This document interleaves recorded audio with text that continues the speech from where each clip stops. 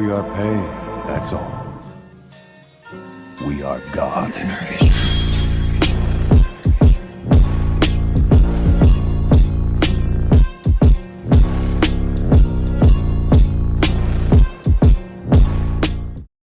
Hey guys! Here is the part 6 of What If Naruto Was an Elden Ring. I've found and fought my fair share of gods before. Never been a fan of them. They meddle and mangle everything. Who needs them? It's the strength of your spirit that matters, not them. I don't need any blessings, nor gods, or any of that. Go ahead. Shed no grace on me. I'll still fix this rotten world, one soul at a time. I'll save them all. Just you watch. Narutoxharem. Don't forget to hit like and subscribe and check the author in the description. Let's start. Chapter 14, Make Merry. Naruto liked giving gifts. Ria learned that lesson rather quickly during her time with the Tarnished. Be it small trinkets or grand treasures, he seemed to genuinely delight in doting upon his party. And the manor was rife with loot. With Renala's grandmother's return, it fell to them to clear out the Carrion Manor proper, rather, to prepare for what was to come. That meant scouring the grounds free of the unpleasant beasts that roosted there, taming the wolves that had gone feral in their lady's absence, and bringing the knights within to heal once more.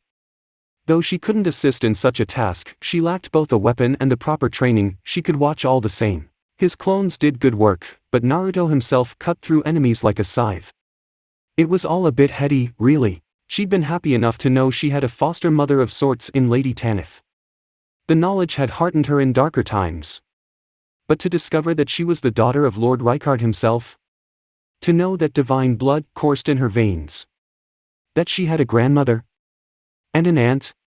Truly she felt blessed beyond measure. She'd considered the Tarnished a champion before for his acts of kindness alone, but now he was all but a lord in her eyes. He'd given her the gift of a proper family. Never had she needed something so badly and never known until she received it. Yes, it was a bit sad to know that her father had been a monster, but still. Family, which brought her to the present moment. Ria tilted her head, tilted it some more, now, blinked down at the item in his hands. Is this for me? Naruto's smile was the purest thing she'd ever seen as he offered it up to her. Sure is. Oh. Her eyes watered, stinging a little at the realization. No one's ever given me such a gift before, certainly never one like this. It was a beautiful blade, all things considered. Ria felt unworthy of it. An ancient treasure that hummed with power, a relic of an altogether bygone era, strength to make even the weakest of warriors mighty indeed. It called to her. She ached to hold it and make it hers. Renala called it the Sword of Night and Flame. Once more, he offered it to her. Found it while we were cleaning up. And you mentioned wanting a weapon, so, surprise? Ria lost control of her emotions and hiccuped a little. I can really have this? Here, I'll make it easy for you. Her merry champion stepped forth and thrust the sheathed weapon into her hands. Hold it like this. When she made to draw away, his hands closed around hers, forcing her to grasp the blade or risk dropping it entirely. See? It's simple. Watch. Hands still over hers, he bid her to draw the blade. Its sheath vanished in a mote of blue dust. Ria could feel the blade's satisfaction. It was pleased with her. Pretty cool, right? Naruto beamed at her, blissfully ignorant of the link she'd just formed. It does that. Even gave it a few test swings. Watch. He pushed in a little closer, body brushing against hers as he guided her into a stance. Hold it like this, give it a thrust, and... Ria felt a tug on her mana reserves, already substantial, and a night comet flashed out, blazing forth in a roaring beam of green on blue. She gasped a little, but Naruto didn't give her time to marvel at it. He was already nudging her into another stance. Hands on hers, he bid her to raise the blade, swing it out in a sweep and... fire. This time, Ria couldn't quite conceal her excitement as a flash of orange flame flared in the air. Her back straightened, abandoning its customary hunch. Oh! That's delightful, see? Naruto stepped away, and serpent that she was at heart, Ria found herself missing his warmth almost immediately. It's simple. Even a rookie can do it. He was right. Ria felt she could use this blade. Perhaps even master it. Anxiety crept up on her a moment later. Even so, I don't think I deserve awe. Stop that. He booped her nose, drawing a yelp from her. I'm giving you the sword. It's yours. He stressed the last word. Keep it. You really need to be more confident, you know. Her eyes flitted up to his. Confident, you say? A harsh crash rattled the manor and had them both jumping apart. Oi! Naruto rounded on the clones responsible for it, fist raised. Be careful with that wall. You trying to bring this place down? Sorry boss. For the love of look, his gaze swung back to her. You can keep the sword. Really? It's yours. You deserve it. Now I've gotta go wrangle these guys. You good? Ria dared a tentative nod. Great. Let me know if you need anything else. His piece said. She watched him stomp away with a wistful look. He'd already done so much for her. Moreover, he was kind to her. He'd seen her true fur and barely batted an eyelash. All the more reason to master her shape-shifting, then. And now, perhaps the art of the blade. She wanted to be of use to him, and she was of none in either form. Perhaps if she could find a way to combine the two. What was the saying? Best of both worlds? Yes, she rather liked that idea. Runni was glaring at him again. She was really going all in on it this time. Naruto could feel her lone eye trying to burn a black hole between his shoulders while he scarfed down his food. Didn't do a thing to him, of course. He'd suffered far worse glares than the ire of some surly witch. Yet still she kept at it, trying to cow him with sheer willpower. He'd give her points for effort if nothing else. She'd been at it for the better part of 2 hours now, and still not a single word on her part. Did she really think she was scary? If so, he pitied her truly. He'd fought with gods and cosmic horrors. By contrast, this was adorable. Don't tease her. Kurama jabbed him. She has a reason to sulk. Naruto considered it. Nah. He was definitely going to tease her. Just couldn't help himself. With their triumph, an uneasy piece of sorts had fallen over the Carrion Manor. He'd taken full advantage. Despite the sound spanking she'd delivered unto her daughter, Renala was over the moon, pun intended, to know that Runni still lived, even in a reduced state. She'd offered him a reward. He'd asked for a feast. After the hell they'd been through, the party had gladly accepted. The rest, as they say, was history. It had taken the better part of a day to clear the entire manor of its monsters and deactivated the defenses, but the remaining servants, few in number though they were, remained steadfast towards Renala. So loyal in fact, they were all too happy to obey their mistress's command. A small army of shadow clones only helped hasten their efforts. Now some hours later, the result was a somewhat rustic meal at a round table that could have easily seated 20, but settled for less than half that number. He'd long since lost track of the dishes that the cooks swept out. Lamb, pork, chicken, goose, gravy so rich it practically melted in your mouth, to say nothing of the drink. Wine was actually pretty good with steak.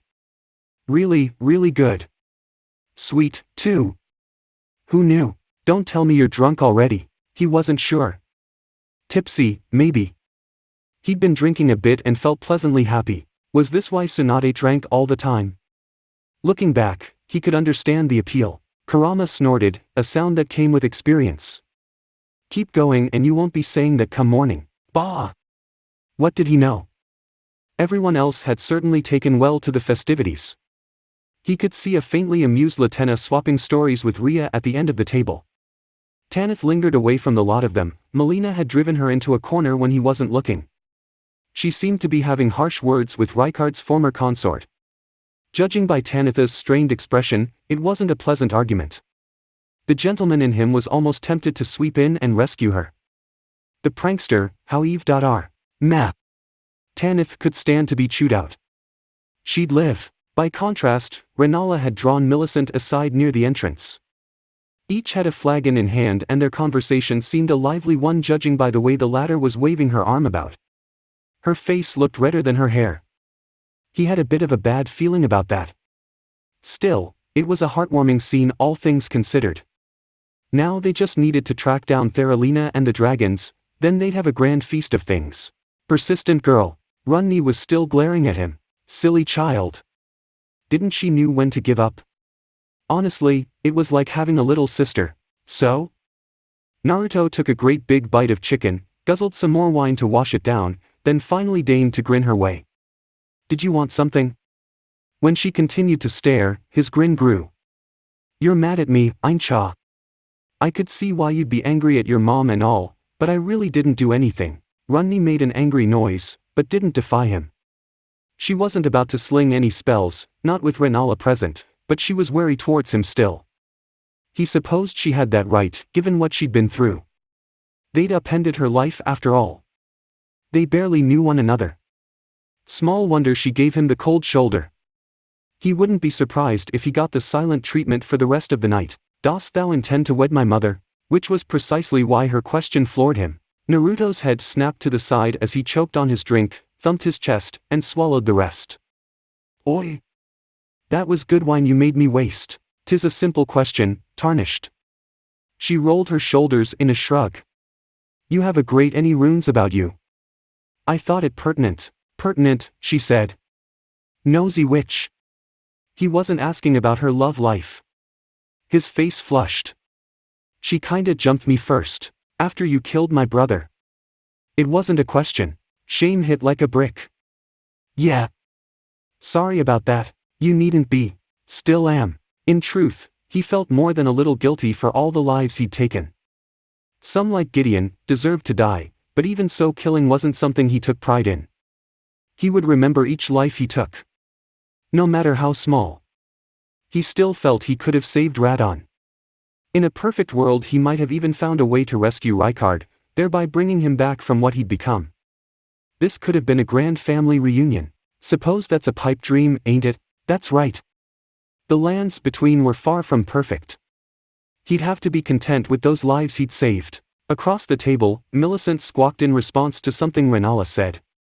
The queen laughed. His eyes were drawn to her once more. She really did look good with her hair down. Cease thy staring. Runny swatted his knee, sensing his mood. From the way mother tells it, you did all you could for my kin.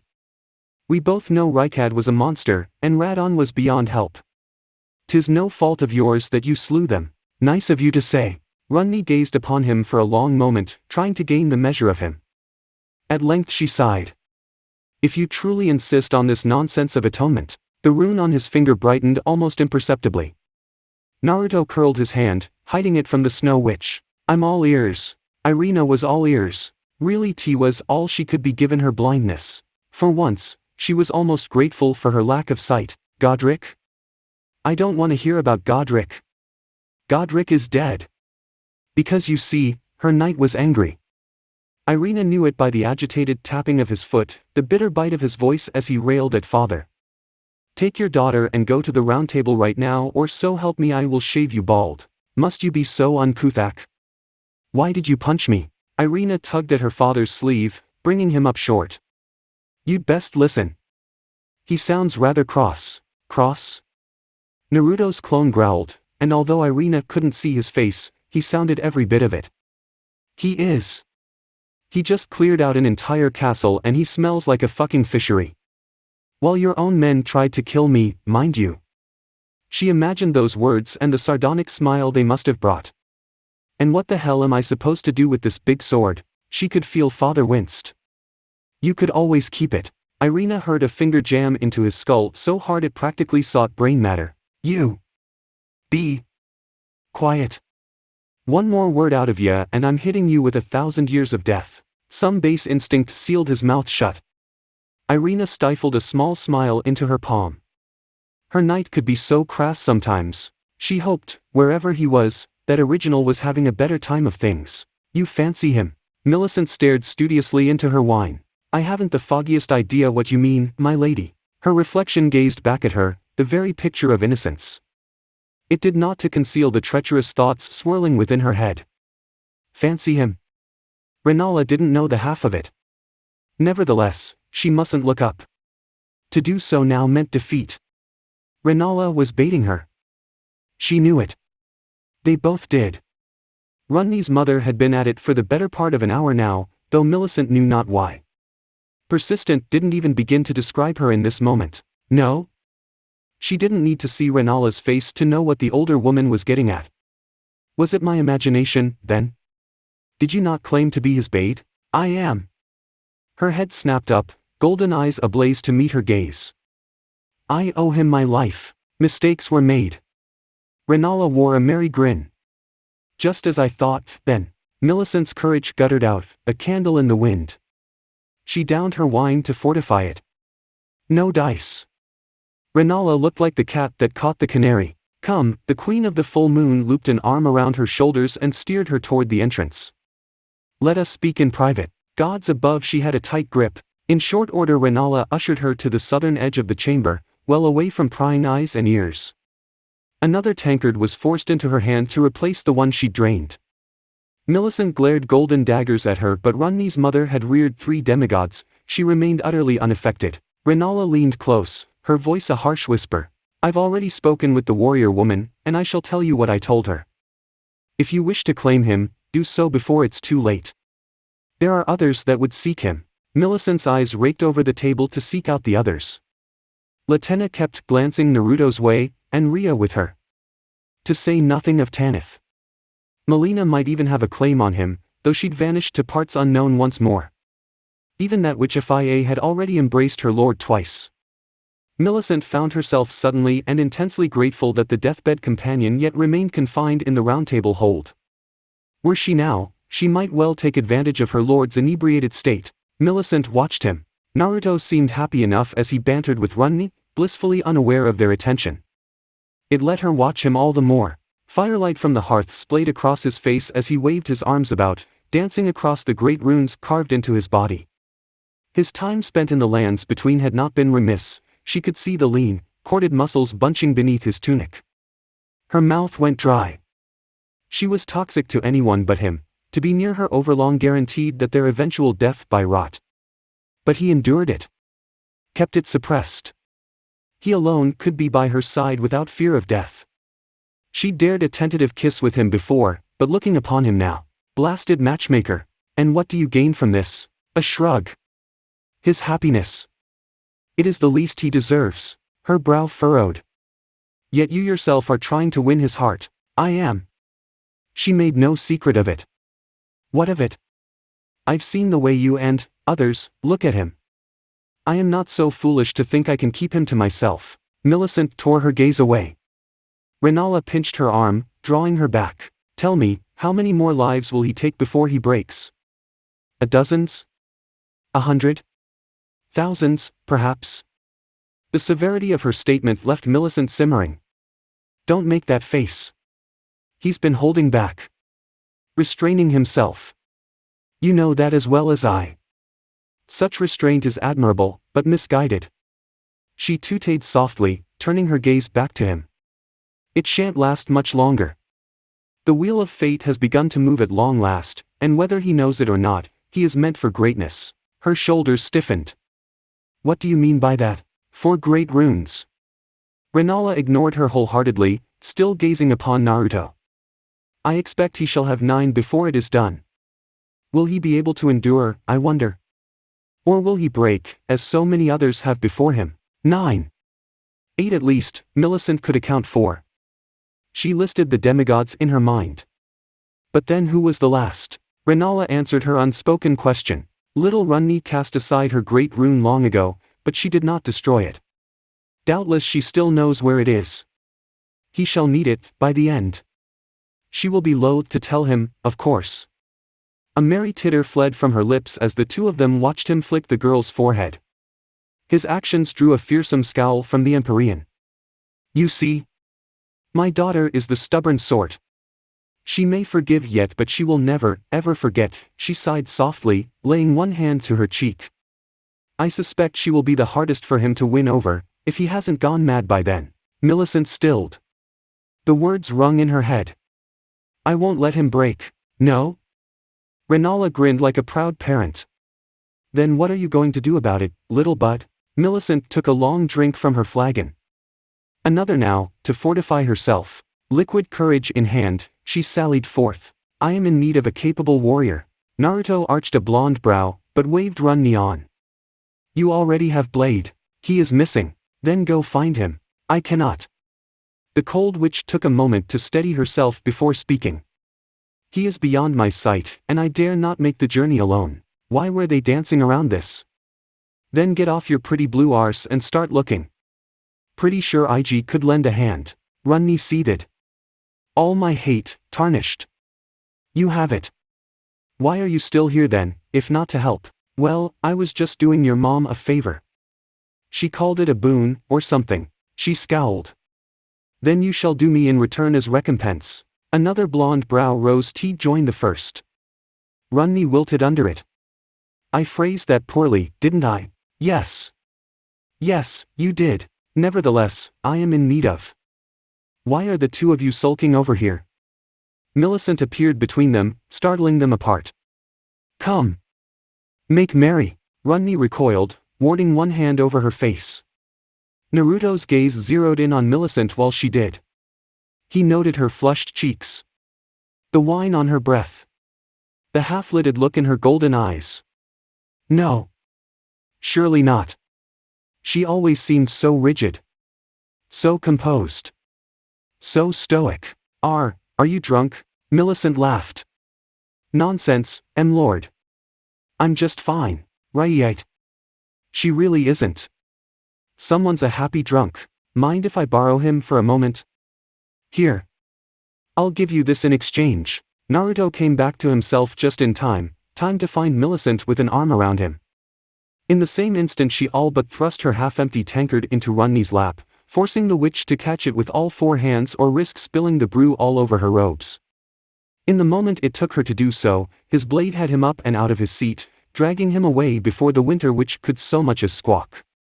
Tipsy as he was, Naruto snickered a little at her plight and baffled by Millicent's brash behavior, let her tug him along, toward a door, then out the hall. He didn't miss the smile Renala sent his way as they departed. Any idea where you're taking me? To a room.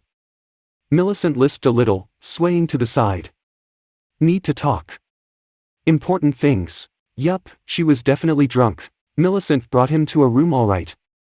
Large and expansive and freshly cleaned, it was filled with clutter like much of the manor. This one flowed out into a balcony. He could see the stars without, the full moon peeking its head out behind the clouds like some clever voyeur.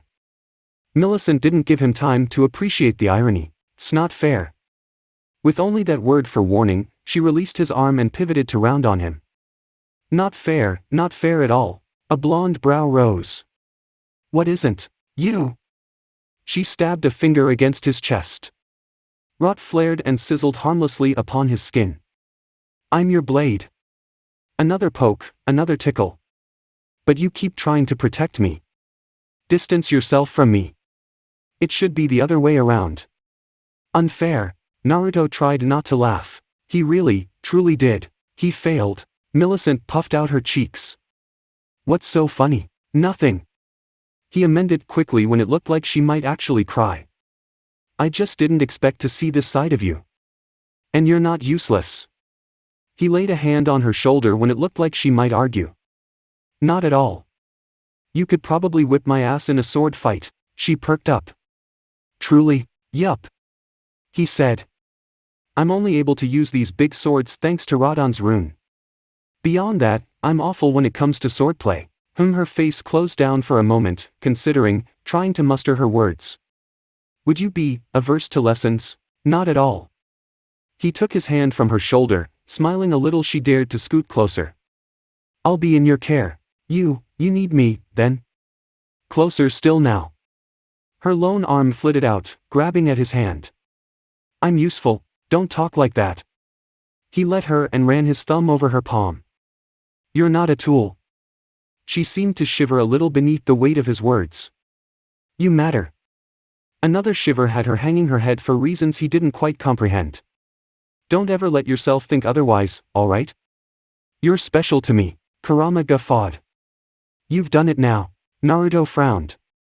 Done what? The fox only laughed. For you see, Millicent had raised her gaze. Her hand had tightened around his, not painfully, but firm nonetheless, her fingers daring to thread through his. A dark spark of something flashed in her eyes as he looked on. He frowned at it.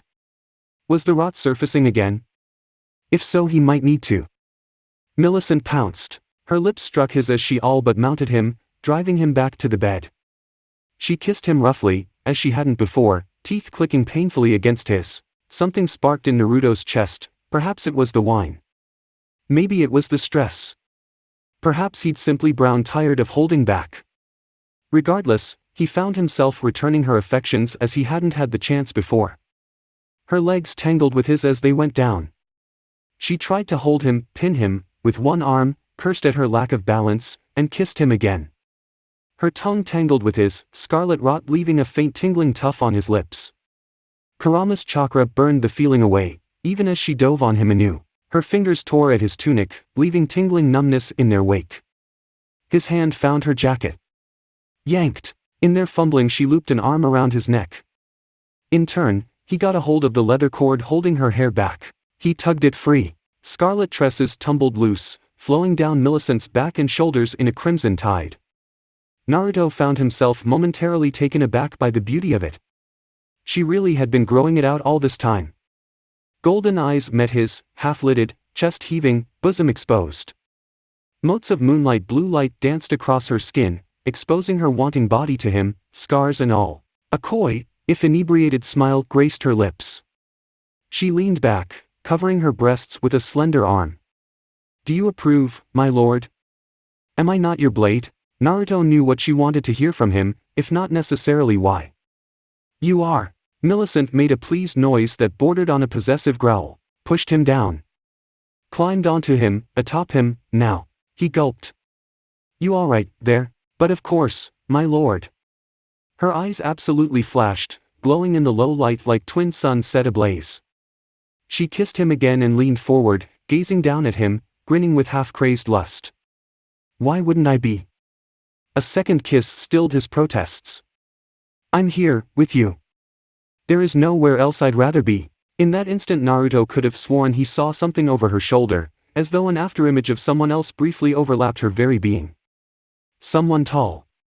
A woman with red hair and one arm, so like her, yet someone he'd never once laid eye upon. He blinked and the eerie afterimage vanished, leaving him to wonder if he'd merely imagined it in the first place. A muted voice sprang to his mind, stemming from his rune ring. "She is becoming her. You will have to slay her before the end." He shoved it away, appalled. No, no, no. Millicent was Millicent. No one else. Wait, why was she looking at him like that? Oh. Oh. Oh, dear. Millicent pounced again.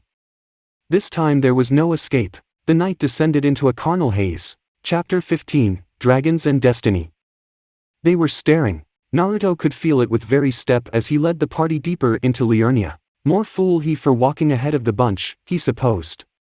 After last night he didn't much blame them. It wasn't just Millicent watching him, although he could feel his self-proclaimed blade stealing glances his way when she thought he wasn't aware, but Latenna as well.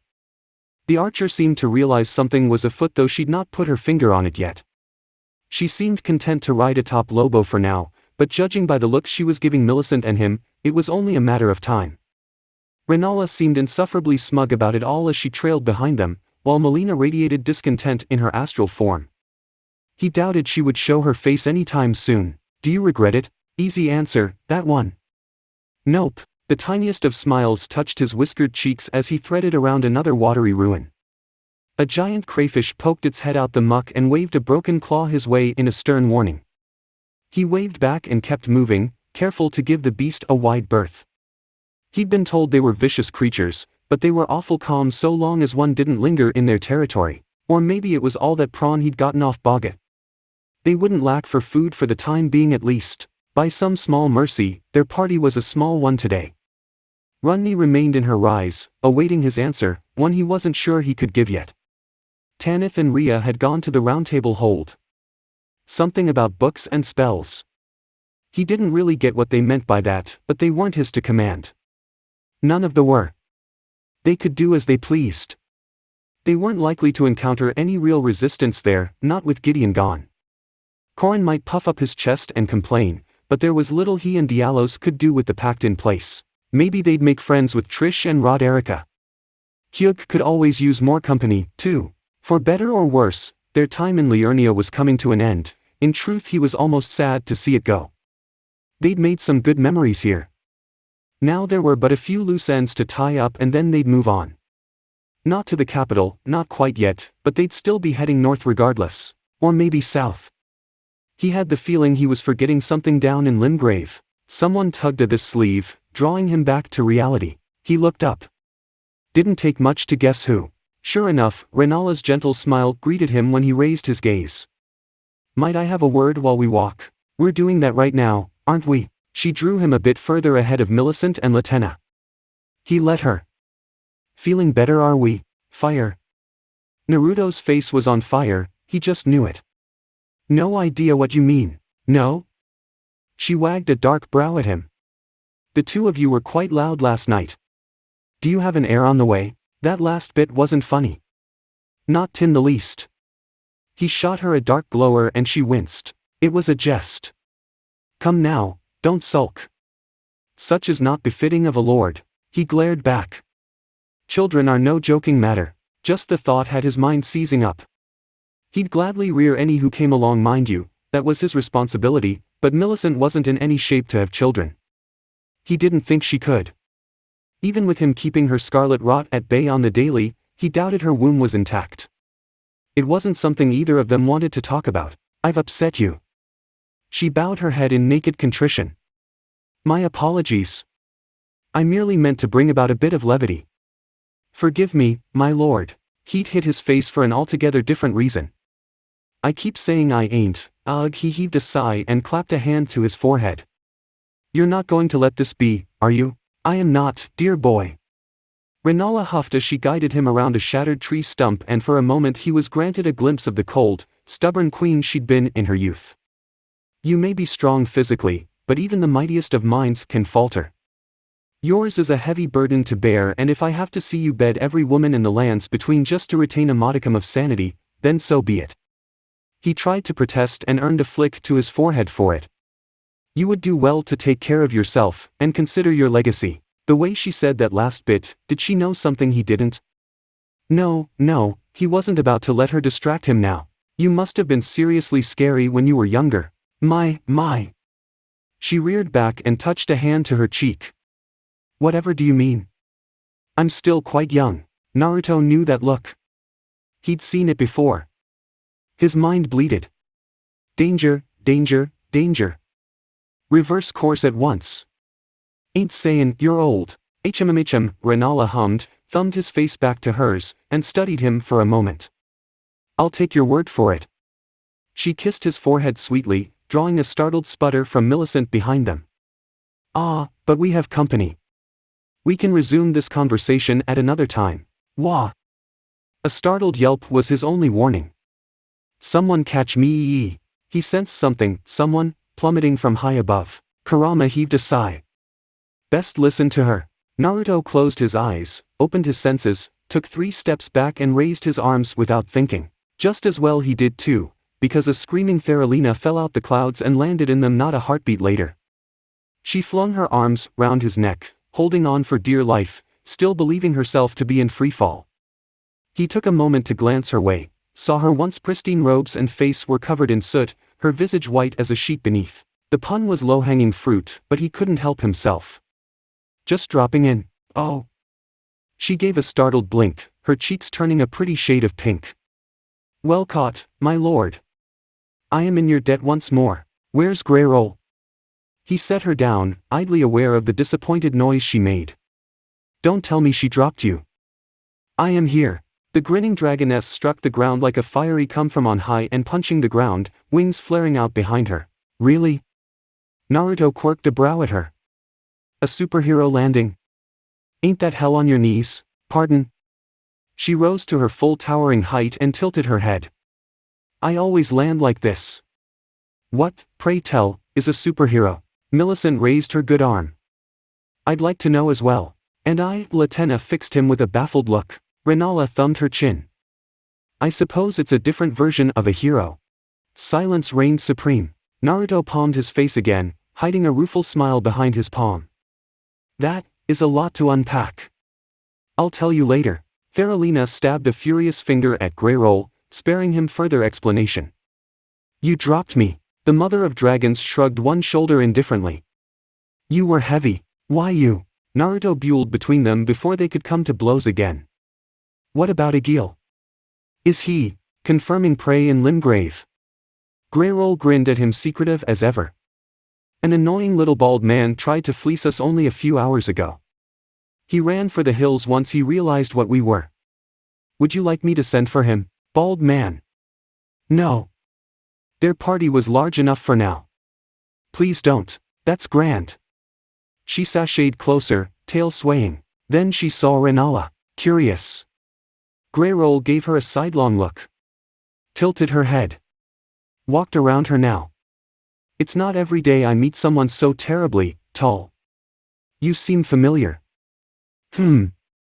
She hummed at the last, thumbing her chin. How strange it is to find someone taller than me. I feel almost petite without using the full breadth of my power. Right, he'd seen her grow against Radon, hadn't he? Wait, why isn't she getting angry? Dragons truly were impossible to understand sometimes. Maybe she'd slot quite nicely back into their little group. Greyroll tapped her foot. Sniffed once. Twice. Thrice now. Slitted eyes narrowed. Her gaze locked on Millicent like a heat-seeking jutsu, drawing a flinch from the shorter woman. "'Twould seem thou hast been most busy since I saw thee last." Naruto threw his own shrug back her. Yup. Pretty much. So cruel you are to me, mate of mine. She growled a little under a breath, though her eyes never left Millicent's. Not for a moment. I made my claim first, yet this little minx snuck into your bed before me. I'm hurt. She wasn't. He could tell that much without even sensing her emotions, enough to know she was building up to something. He absently rubbed the mark on his neck. She saw it. The low growl that followed only confirmed his concern. I'm half tempted to take a blood payment for such a thing, but you wouldn't allow that now, would you? He lifted his chin in defiance. No. I wouldn't. Excellent. Her pleased purr suggested he'd walked right into her trap somewhere. Then I shall take recompense from you at a later date. Loudly. Vigorously. A curious choice of words. Okay. What do you want? Training? More food. Her grin doomed him. A few children would suffice. Naruto choked on his spit. Dragon, say what now? Millicent went redder than her hair. Latena's head dipped low. Goodness me. Renala's laughter cut through the tension, sharper than any blade. What a forceful one this is. I take this as the Greyroll you spoke of. Indeed. Greyroll puffed out her chest, prideful dragon that she was. I am she. And who are, oh? Her tail flicked once, wings curling against her back. Oh, dear. She clearly hadn't been expecting Renala, but she recognized her ably enough. Strange. Why would she? Renala's smile was all teeth. Hello, little dragon. You've grown since I saw you last. Greyroll squeaked. Actually squeaked. Naruto took a tiny bit of pleasure in that, the way her eyes grew wide for a moment, the way in which she faltered, the way she stepped back, her mouth agape. She concealed it all too quickly, but he didn't fail to notice it. He sensed another story there, one she suppressed all too quickly. You came here for a reason, didn't you? Renala waved a hand, sparing her the indignity. Yes. Greyroll grasped at the change of subject like a lifeline. Quite so. Shall we go, then? Naruto quirked a brow. Why, to fight my child, of course. That is why I sought you out.